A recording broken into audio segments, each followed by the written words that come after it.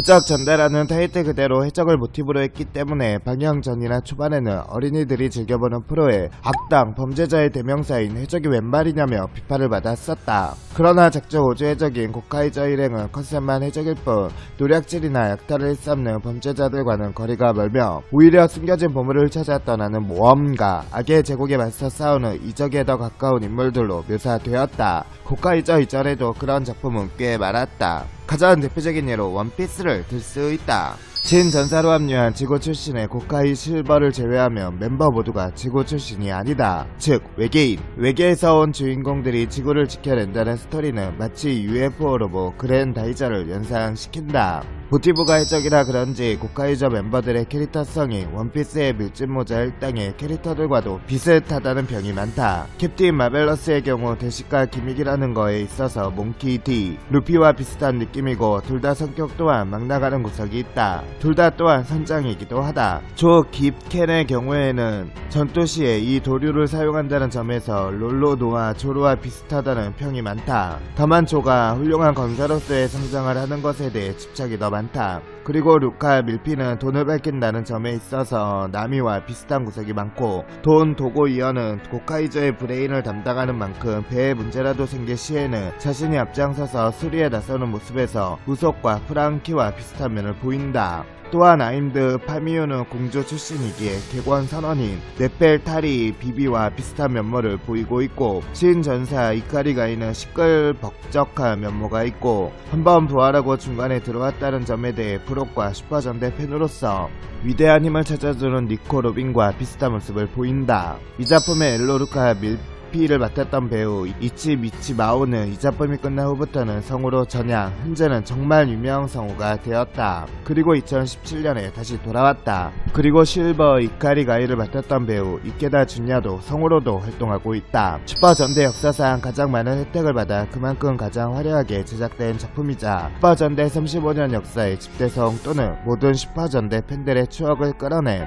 희대의 명작으로 평가받는데, 이 작품 자체가 슈퍼전대 총 동문회로 팬 서비스가 가득한 작품이라고 해도 과언이 아니다. 옛 전대 팬이라면 정말 감동할 장면이 많은데, 레전드 대전에서의 모든 전대의 활약도부터 고 레인저 허리케인이 나와서 특유의 분위기를 잘 살리는 연출을 보여줬다. 이를 시작으로 각 전대 특유의 공격 연출이나 필살기 등을 그대로 재현하는가 하면 적재적소한 부분에 여러 전대들의 네타거리를 끼워 넣으며 연출을 극대화시키고 있다. 특히 선배 전대들의 배우가 등장하는 통칭 레전드 에피소드들은 해당 전대를 좋아하는 팬들에게는 매우 감동을 주는 선물. 레전드 에피소드에서는 해당 전대와 관련된 대사와 에피소드 구성 방식, 변신 장면, 삽입고, 액션, 소품 등이 등장한다. 추억팔이에 관한 성공적인 사례를 논할 때 빠지지 않고 등장하는 요소 중 하나, 스토리 역시 호평을 받는다. 다양한 캐릭터들이 만들어내는 스토리들이 재미있었다고 평가받으며 캐릭터들이 서로 어울리며 다양한 케미를 보여줬다. 이렇게 다양한 멤버들이 만들어내는 케미는 주요 각본가인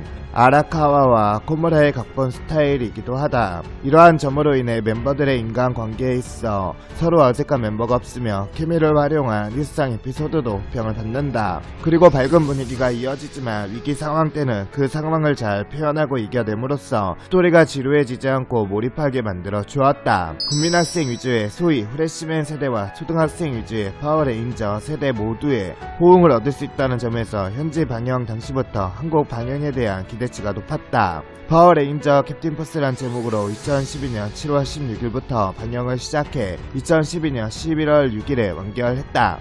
캡틴 마벨러스의 배우인 오자와 료타는 오디션에서 이 역할만 지원했으며, 놀랍게도 본인을 제외한 나머지 4명이 모두 오디션장에서 그를 보고 이 사람이 틀림없이 레드가 될 것이라고 생각했다고 한다. 그리고 오디션 관련 또 다른 일화로 가면라이더 가이무에 출연한 코바야시 유타카도 마벨러스여 오디션에 참가하여 마지막까지 남아있었으나 다른 쪽 배역 관련 오디션에 먼저 합격해버린 덕분에 본 역할을 단념하게 되었다고. 오자와 료타와 코바야시 유타카는 풍기는 분위기와 외모가 상당히 닮아 있었다. 조 깁켄은 얼핏 보면 송일국을 닮았다고 하며 한국 팬들은 일곡조나 송깁켄이라고 부르기도 한다. 루카 밀피의 담당 배우인 이치비치 마오는 오디션 때 옐로만이 아닌 핑크도 해보았다고 한다. 그리고 자기가 맡은 역과는 달리 가족이 자신의 보물이라고. 저중에서 마벨러스와 아임의 적도만큼은 아니지만 마벨러스와 루카의 적황도 떡밥이 꽤 있는 편. 물론 돈, 도고, 이어나, 조,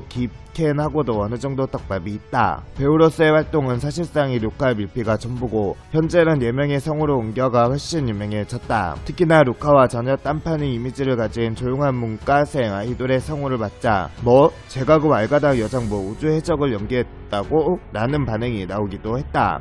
현재 고카이저 멤버들 중 가장 왕성한 활동을 하고 있으며 인지도도 높다. 돈 도고 이어는 각본가 아라카와 나루 히사와의 인터뷰에 따르면 초기 설정 중에서 우주형사 갸반의 악역 돈 호르의 손자였다고 한다. 극 초반에 과거사가 불분명하게 처리된 것은 이를 위한 안배였던 듯하나 최종적으로 이 포지션은 극장판 악역인 아슈라다로 옮겨졌다. 아임드 파미유의 담당 배우인 코이케 유이는 특촬물에 출연하고자 했지만 오디션에서 번번이 떨어졌다고 한다. 고카이저 오디션 때는 이번에도 떨어지면 포기하자라는 마음으로 지원하였다가 마침내 발탁되었다. 또한 고카이 핑크 담당 슈터 액터인 노가와 미즈호와 공주스럽고 품위 있는 연기에 대해 자주 상담하였다고 한다.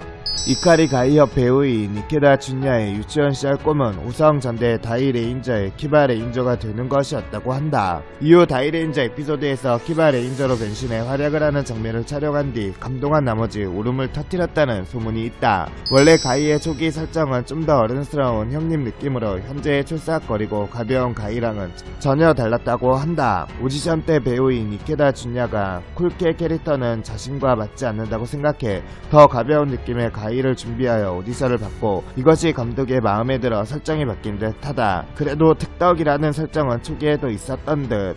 황제 아쿠도스 길은 여러모로 이 작품의 최종 보스라고 하기엔 아쉽다는 평이 많은 캐릭터. 그전까지의 총사령관 월즈길, 바스코타 조로키아 같은 매력적인 악역들과는 달리 최종화 전까지는 별 활약도 안하고 비중도 적은 상태에서 최종화에서까지 그다지 강한 인상을 주지 못했기 때문. 다른 전대들의 최종 전과 비교해보면 무력으로는 전대들을 압도하는 다른 작품의 최종 보스들과 달리 이쪽은 두들겨 맞기만 하다가 퇴결한다.